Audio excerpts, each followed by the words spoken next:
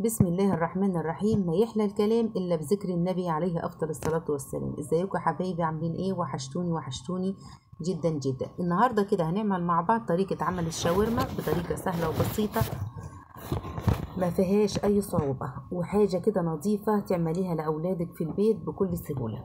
هنجيب معانا صدور الفراخ، هنخليها كويس جدا من العظم، وهنقطعها شرايح رفيعة زي ما انت شفتيها في اول الفيديو.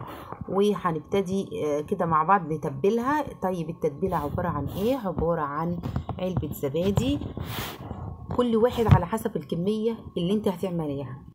يعني الزبادي والحاجات دي بالنظر بحسب الكمية اللي انت هتعمليها. الزبادي بيطري معاكي اللحمة وبيخليها جوسي كده، من جوه بتكون ايه؟ طرية، ومن بره بتكون مجرمشة كده وكويسة. هنضيف ايه دلوقتي؟ هضيف معلقة كبيرة من الثوم المهروس، وهضيف كمان معلقة حوالي معلقتين او اكتر شوية كده خل، ومعلقة اللهم صل عليك يا نبي عصرة ليمون، واربع معالق حوالي 4 معالق زيت كده. وهضيف التوابل عبارة عن ايه؟ فلفل اسمر وكمون وبابريكا وجنزبيل وتوم باودر وبصل باودر وملح. بس هفضل كده اقلبهم واخلطهم كده، اخليهم يندمجوا كده مع بعض كويس جدا. لو الخليط طلع معاكي تقيل شويه، فانت هتزودي شويه خل، شويه ليمون، شويه زيت، لما الخليط يكون معاكي يعني ما هواش تقيل جدا ولا هو خفيف جدا، يكون القوام معاكي مظبوط علشان يكفي الكميه اللي انت هتعمليها للفراخ. ضفت شويه زيت وهقلب تاني. الملح بتظبطي الكميه حسب ما كل واحد عايز الحدق بتاعه ايه. هضيف بقى معايا شرايح الفراخ، انتوا شايفين عاملاها رفيعه جدا. هشيل بس دي قشره ليمونه، انا كنت عصر عليها ليمون. هضيفها كده كويس، وبتصفيها كويس جدا من المية اللي بتكون فيها، وهخلطهم كويس جدا جدا جدا. لو انت مستعجلة عن التتبيلة ديت، فاقل حاجة تقعد في التتبيلة على الاقل ساعة عشان تاخدي نتيجة كويسة. ويا سلام لو عملتيها من بالليل وركنتيها لتاني يوم واشتغلتي فيها، بتكون تحفة جميلة جدا جدا جدا. وبعد كده هقلبها كويس جدا بالشكل ده، واغطيها بستريتش لاب، بكيس، باي حاجه، واحطيها في التلاجة لحد ما تستخدميها. شايفين الخليط جميل جدا وريحته تحفه. في الخطوه دي لو انت حابه تضيفي كاتشب او معلقه فلفل احمر او معجون طماطم، المتاح عندك ضيفيه. اني افتكرت انني ما ضفتش، فارجع انا اضيف كاتشب. هضيف شويه كاتشب، انا بحب الكاتشب. هضيف شويه كاتشب كده عليهم، وهبتدي اقلبهم اهو. انا كده افتكرت الكاتشب، ابتدي اضيف كاتشب. ضيفي حوالي عن معلقه كبيره كده.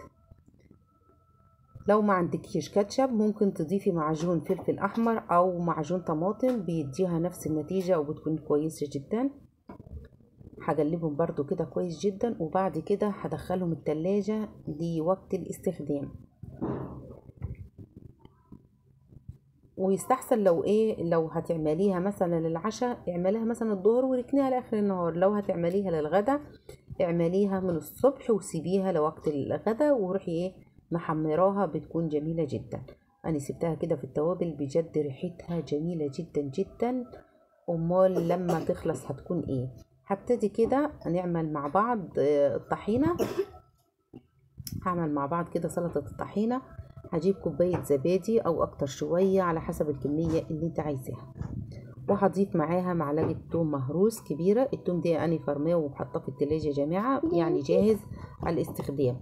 وهضيف خل وليمون برضو، هضيف حوالي شوية كده ليمون، وهضيف شوية خل، وهقلبهم كويس. وبعد كده هضيف كمان الطحينة. دي طحينة خام هضيفها، وكل واحد بيضيف حسب الكمية اللي انت عايزاها. ولو عايزاها تقيلة بتضيفي، عايزاها خفيفة حسب ما انت عايزة. وبعد كده هحط فلفل اسمر وكمون وبس. فلفل اسمر وكمون وملح وبس، مش اكتر من كده. وهقلبهم كويس جدا لحد ما الخليط يندمج مع بعض. هقلبهم كده، هفضل اقلب فيهم لما ينعموا. الزبادي بيديها طعم حلو جدا. يعني في ناس بتحط زبادي وفي ناس ما بتحطش زبادي. انا بحب احط الزبادي لانه بيديها طعم تحفة كده، طعم بجد جميل جدا.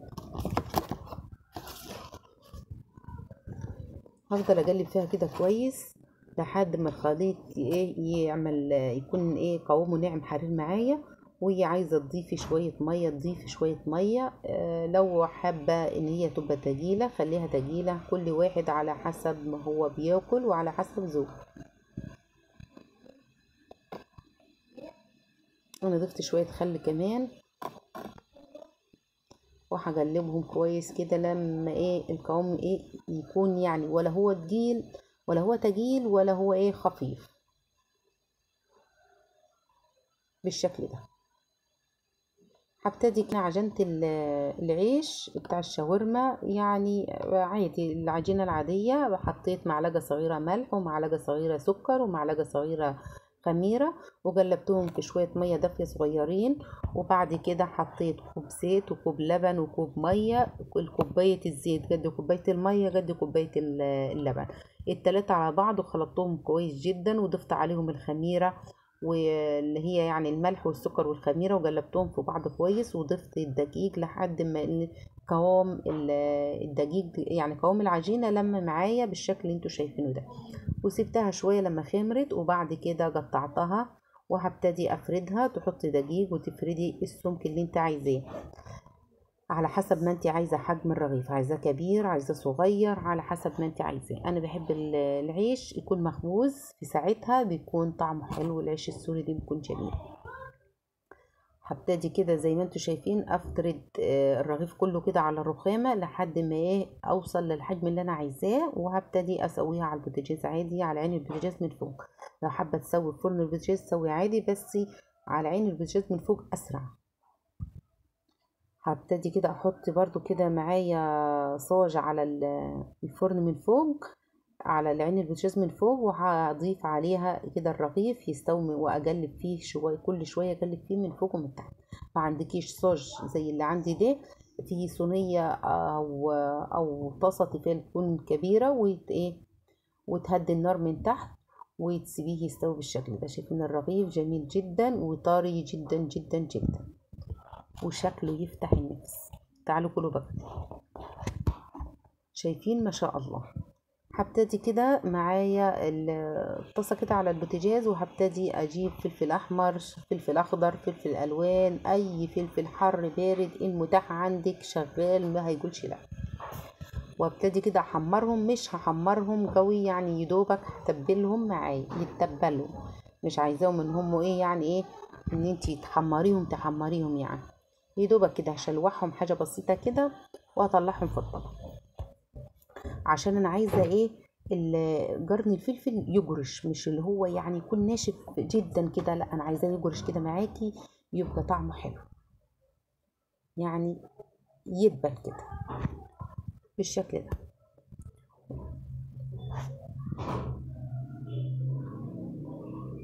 ما تنسوش تصلوا على النبي، صلوا على النبي يا بنات.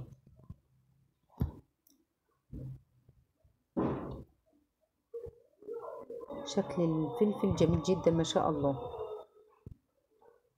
هبتدي بقى كده اطلع الفلفل واصفيه كويس من الزيت واحطه في الطبق. اصفيه كده كويس بالشكل ده.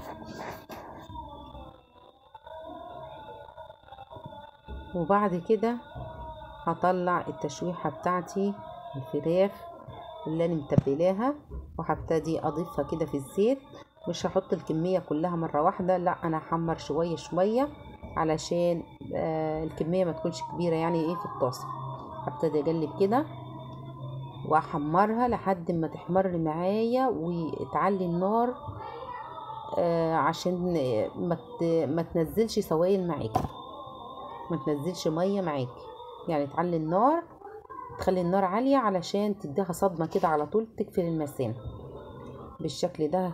ريحتها بجد تحفة، والله تحفة، ريحتها جلبة البيت من اول للاخر. جميلة جميلة جميلة جميلة، وحاجة نظيفة كده، حاجة انت عاملاها كده لاولادك تحفة، واحلى من تنشري من بره 100 مرة.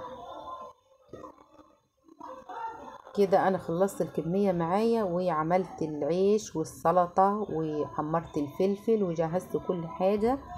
هنبتدي كده ايه نعمل سندوتش كده مع بعض، علشان انا هاكله وانا واقفة. هبتدي كده اجيب رغيف من اللي انا عملته، وما تنسوش بقى ايه من حق تعملوا ايه اشتراك في القناة وتفعلوا الجرس ليوصلكوا كل جديد. ما تنسوش تعملوا لايك لايك لايك لايك. هبتدي كده اجيب الطحينة وافردها على الرغيف واعمل سندوتش. بجد الاكلة دي جميلة جدا جدا، ولو هتعمليها عشاء بتكون حلوة وجميلة جدا بالنسبة للاولاد، والاولاد بيفرحوا بيها جدا جدا جدا، لانها طعمها بيكون تحفة. بجد طعمها حلو خالص، خيال، حاجة كده ولا في الخيال. هضيف كده الشاورما في نص الرغيف، واحط الفلفل واطبقهم على بعض. ودي كده زي ما انتم شايفين ما شاء الله السندوتش اهو ابتديت اكل فيه، وبألف هنا طبعا ليا. عملت السلطة وعملت اللهم صل عليك يا نبي الشاورما والسلطة تاني كده. وما تنسوش تفعلوا الجرس اللي يوصلكم مني كل جديد يا احلى متابعين.